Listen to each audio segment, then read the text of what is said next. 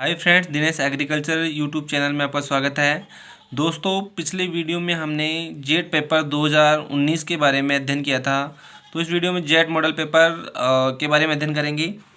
पहला क्वेश्चन है, धान की डेपोंग विधि द्वारा तैयार नर्सरी में पौधे कितने दिनों बाद रोपाई के लिए तैयार हो जाते हैं। धान की जो डेपोंग विधि है, जो कहाँ से विकसित की गई है, फिलीपींस से विकसित की गई थी। ये कहाँ से की गई थी? फिलीपींस से विकसित की गई थी। इस विधि में जो नर्सरी तैयार करते हैं वो पौधे कितने दिनों बाद रोपाई के लिए तैयार हो जाते हैं। वो होते हैं 11 से 14 दिन बाद में क्या होंगे, खेत में लगाने के लिए तैयार हो जाते हैं। ठीक है फ्रेंड्स, नेक्स्ट क्वेश्चन आता है क्वेश्चन नंबर 2। धान की खेती के लिए मृदा का उपयुक्त पीएच मान होना चाहिए। जो धान की खेती है, खेती करने के लिए कितना पीएच मान होना चाहिए मृदा का पीएच मान उपयुक्त रहता है इसके लिए 4 से 6।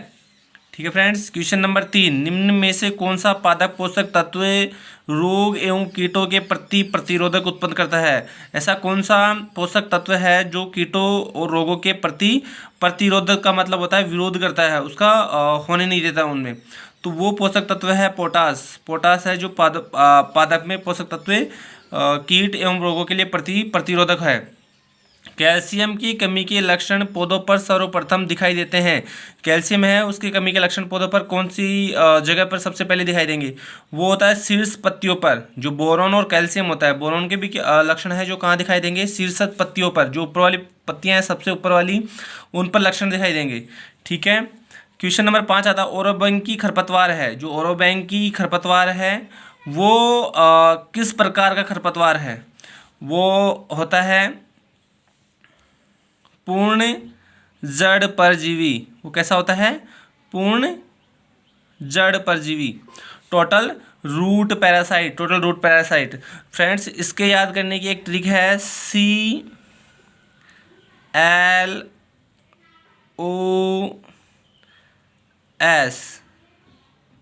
क्लोज। ठीक है, इसमें आता है पूर्ण तना परजीवी। सी का मतलब कसकुटा। सी का मतलब होगा कसकुटा। वो कैसा हो गया? कसकुटा के बारे में पूछा जाए तो कैसा हो गया? पूर्ण तना परजीवी। एल का मतलब होता है लोरेंथस। ठीक है, लोरेंथस कैसा हो गया? अर्ध तना परजीवी हो गया। ठीक है, नेक्स्ट आता है ओरोबैंकी। ओरोबैंकी कैसा हो गया? ओ का मतलब ओरोबैंकी, पूर्ण जड़ परजीवी। ठीक है, एस का मतलब होता है स्ट्राइगा। एस का मतलब कैसा होता है? स्ट्राइगा होता है। उसका मतलब होता है अर्ध जड़ परजीवी। ठीक है, क्लॉज का मतलब है, सी का मतलब कसकुटा, एल का मतलब लोरेंथस, ओ का मतलब ओरोबैंकी और एस का मतलब स्ट्राइगा। ठीक है, जो कसकुटा है वो पूर्ण तना परजीवी है, लोरेंथस है वो अर्धतना परजीवी है, ओरोबैंकी है जो पूर्ण जड़ परजीवी है, और जो स्ट्राइगा वो अर्ध जड़ परजीवी है। ठीक है फ्रेंड्स, क्वेश्चन नंबर 6 आता है, गेहूं में पहली सिंचाई किस अवस्था पर करनी चाहिए। जो गेहूं है उसमें जो पहली सिंचाई देते हैं वो कब की दी जाती है? वो दी जाती है CRI स्टेज। CRI का पूरा नाम होता है क्राउन रूट इनिशिएशन। सी का मतलब क्राउन रूट इनिशिएशन, जड़ जमाव बिंदु। ठीक है, वो आती है 21 दिन बाद में। जो पहली सिंचाई करेंगे वो कब करेंगे? 21 दिन बाद, CRI स्टेज पर। ठीक है फ्रेंड्स, क्वेश्चन नंबर 7 आता है, DAP में नाइट्रोजन व फास्फोरस की मात्रा पाई जाती है। ठीक है, जो डाई अमोनियम फास्फेट है, DAP का फुल फॉर्म होती है डाई अमोनियम फास्फेट, में नाइट्रोजन और फास्फोरस की मात्रा पाई जाती है। वो पाई जाती है, नाइट्रोजन तो होता है 18% और जो फास्फोरस होता है वो होता है 46%। वरुणा किसकी किस्म होती है? किसकी किस्म है? ये है वरुणा किस्म है सरसों की। किसकी है? सरसों की है। जो अरुणा पूछा जाए तो अरुणा है अरंडी की। भूमि में किस पीएच मान पर फास्फोरस की उपलब्धता सबसे अधिक होती है? जो मृदा है उसमें किस पीएच मान पर फास्फोरस की उपलब्धता सबसे ज़्यादा होती है? वो होती है 6.5 पीएच मान पर सबसे ज़्यादा फास्फोरस की मात्रा पाई जाएगी। सरसों का फल कहलाता है नेक्स्ट क्वेश्चन आता है, सरसों का फल कहलाता है, सरसों का फल है जो सिलिकुआ कहलाता है। क्या कहलाता है? सिलिकुआ। मार्कोनी गेहूं का वानस्पतिक नाम है, जो गेहूं की प्रजातियां हैं उसमें एक प्रकार होता है मार्कोनी गेहूं। मार्कोनी गेहूं की प्रजाति है टिर्टिकम ड्यूरम। क्या है? टिर्टिकम ड्यूरम है। भारत में कितने कृषि जलवायु क्षेत्र हैं? कितने कृषि जलवायु क्षेत्र हैं? एग्रो क्लाइमेटिक जोन वो होते हैं 15। कितने हैं? 15 हैं। अगर इसमें कृषि पारिस्थितिक क्षेत्र की बात करें तो वो होंगे 21। कितने होंगे? 21। अगर वो इकोलॉजिकल जोन की बात करेंगे तो कितने होंगे? 21 होंगे। होलोट्रोकिया कॉन्सनगुनिया, ये किसका वानस वैज्ञानिक नाम है? ये सफेद लटका होलोट्रोकिया कॉन्सनगुनिया किस फसल का प्रमुख कीट है जो जड़ों को खाता है? ये है मूंगफली का कीट है जो मूंगफली की जड़ों को खाता है। ठीक है, सफेद लट। नेक्स्ट क्वेश्चन आता है, क्वेश्चन नंबर 14। धान के खेत में कौन सी गैस निकलती है? एथेन भी नहीं निकलती, कार्बन डाइऑक्साइड भी नहीं निकलती, ऑक्सीजन भी नहीं निकलती, ये निकलती है मेथेन या CH4। सोयाबीन की फसल को किस राइजोबियम प्रजाति से उपचारित करते हैं? सोयाबीन की फसल है जो कौन सी प्रजाति है राइजोबियम की जो उपचारित की जाती है? ये है राइजोबियम जैपोनिकम। कौन सी है? Rhizobium japonicum. दलहनी फसलों की जड़ों में पाई जाने वाली ग्रंथियों में गुलाबी रंग पैदा होता है। जो दलहनी फसलें हैं उनमें गांठें पाई जाती हैं, वो जो गांठें हैं गुलाबी रंग किसके कारण होती हैं? वो होती हैं, गांठों का नाम है राइजोबियम। राइजोबियम गांठें पाई जाती हैं। सरसों के तेल में आर्जिमोन मैक्सिकाना किसका बॉटनिकल नेम है? वानस्पतिक नाम है सत्यानाशी का। सरसों के तेल में आर्जिमोन मैक्सिकाना का तेल की मिलावट के कारण कौन सा रोग हो जाता है? अगर सरसों के तेल में सत्यानाशी का बीज मिल जाता है तो ड्रॉप्सी बीमारी हो जाती है, उसको कहते हैं जलोदर। जलोदर का मतलब होता है अंधापन हो जाता है उसमें। ठीक है फ्रेंड्स। नेक्स्ट क्वेश्चन आता है, क्वेश्चन नंबर 18। तिलहनी फसलों में तेल की मात्रा व गुणवत्ता बढ़ाने के लिए किस पोषक तत्व का प्रयोग करते हैं? तिलहनी फसलें हैं उनमें तेल की मात्रा बढ़ाएंगे तो सल्फर का प्रयोग करते हैं। क्या प्रयोग करते हैं? सल्फर। अगर इनको दलहनी फसलों में प्रयोग किया जाता है सल्फर को, तो वो दलहनी फसलों में क्या बढ़ाएगा? प्रोटीन की मात्रा बढ़ाया जाता है। इसकी जगह क्वेश्चन भी आ सकता है, दलहनी फसलों में प्रोटीन की मात्रा व गुणवत्ता बढ़ाने के लिए किस पोषक तत्व का प्रयोग करते हैं? वो किसका करते हैं? वो भी सल्फर का ही प्रयोग करते हैं। ठीक है फ्रेंड्स, आगे चलते हैं। भारत में कौन सी मृदा के अंतर्गत सबसे ज़्यादा क्षेत्रफल है? कौन सी मृदा है जिसके अंदर सबसे ज़्यादा क्षेत्रफल है? वो है जलोढ़ मृदा। जलोढ़ मृदा को एलुवियल सॉइल भी कहते हैं। ठीक है। Question number 20। गोबर की खाद FIM को मृदा में कब डालना चाहिए? जो गोबर की खाद है उसको मृदा में फसल बुआई के 1 माह पहले खेत में अच्छे प्रकार से मिला देना चाहिए। ठीक है फ्रेंड्स। क्वेश्चन नंबर 21 की बात करते हैं।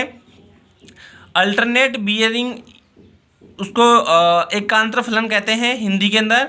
किस फसल की मुख्य समस्या है? ये है आम की। अब बात करते हैं अल्टरनेट बियरिंग क्या होता है। अल्टरनेट बियरिंग का मतलब होता है आम का पौधा एक वर्ष तो फल देता है और दूसरे वर्ष फल नहीं देगा, उसको कहते हैं एकांतर फलन। ठीक है। जिस वर्ष फल देगा उसको कहेंगे ऑन ईयर, जिस वर्ष फल नहीं देगा उसको कहेंगे ऑफ ईयर। ठीक है फ्रेंड्स। नेक्स्ट क्वेश्चन की बात करते हैं। मिर्च का लाल रंग कैप्सेंथिन के कारण होता है। इसमें क्वेश्चन तो यहाँ हो गया, मिर्च का लाल रंग किसके कारण होता है? कैप्सेंथिन के कारण होता है। जबकि तीखापन किसके कारण होगा? तो तीखापन तो किसके कारण होगा? कैप्सेसिन के कारण होगा। और लाल रंग होता है कैप्सेंथिन के कारण। ठीक है फ्रेंड्स। फूल गोभी का वेप्टेल रोग का कारण है, जो फूल गोभी का वेप्टेल रोग होता है वो होता है मोलिब्डेनम की कमी से। नेक्स्ट नीलम इंटू दशहरी के संकरण से आम की कौन सी किस्म निकाली गई है? जो नीलम इंटू दशहरी है उसके संकरण से मल्लिका किस्म निकाली गई है। कौन सी? मल्लिका। इसको याद करने का है MND का मतलब मल्लिका बराबर नीलम इंटू दशहरी। ठीक है फ्रेंड्स। क्वेश्चन नंबर 25 की बात करते हैं। जेली का पकने या तैयार होने का अंतिम तापमान बिंदु है। अगर जेली कितने डिग्री सेल्सियस तापमान पर पक जाएगी, जब उसका तापमान हो जाएगा वो हो जाएगा 105 डिग्री सेल्सियस या 221 डिग्री फ़ारेनहाइट। वो दोनों चीज़ें एक ही हैं। फ़ारेनहाइट में 221 डिग्री फ़ारेनहाइट हो जाएगा वो, और अगर सेल्सियस की बात करें तो 105 डिग्री सेल्सियस हो जाएगा वो। तो ए व बी दोनों ऑप्शन सही हैं। दोनों ऑप्शन को ध्यान से पढ़ेंगे। नेक्स्ट क्वेश्चन, गेंदे की बीज दर है, जो मेरीगोल्ड है, गेंदा हजारा बोलते हैं अपनी भाषा में, तो उसकी बीज दर प्रति हेक्टेयर कितनी रखते हैं? वो रखते हैं 1.5 किलोग्राम। 1 हेक्टेयर के लिए कितना चाहिए? 1.5 किलोग्राम बीज की आवश्यकता होती है। 1 हेक्टेयर में टमाटर की पौध लगाने के लिए कितना नर्सरी क्षेत्रफल की आवश्यकता होती है? 1 हेक्टेयर का मतलब होता है 10,000 वर्ग मीटर। कितना होता है? 1 हेक्टेयर में होता है 10,000 वर्ग मीटर। अगर उसमें टमाटर की पौध लगानी है, उसमें क्षेत्रफल में 1 हेक्टेयर में लगाएंगे तो कितने नर्सरी में पौध तैयार करनी होंगी? वो होंगी 225 मीटर स्क्वायर। कितने में? 225 मीटर स्क्वायर में पौध तैयार करेंगे। उसको फिर 1 हेक्टेयर में अपन ट्रांसप्लांटिंग के लिए काम में ले सकते हैं। ठीक है फ्रेंड्स। नेक्स्ट क्वेश्चन आता है क्वेश्चन नंबर 28। पाइनएप्पल निम्न में से किसकी किस्म है? जो पाइनएप्पल वैरायटी है वो किसकी है? वो पाइनएप्पल एक अनानास है, उसकी भी नहीं है, वो है माल्टे की किस्म। याद रखना दो फ्रेंड्स, जो पाइनएप्पल वैरायटी है वो किसकी है? माल्टा। ठीक है। स्वीट ऑरेंज निम्न में बेर की देर से पकने वाली प्रजाति है। जो बेर की कौन सी प्रजाति है जो देर से पकती है? इसमें है उमरान। ठीक है। इसमें गोला भी क्या है? जल्दी पकने वाली है। सेब भी जल्दी पकने वाली है। केतली भी। तो इसको याद करने की ट्रिक है गोला के सेब। सेब ये हो गई सारी अगेती वैरायटी,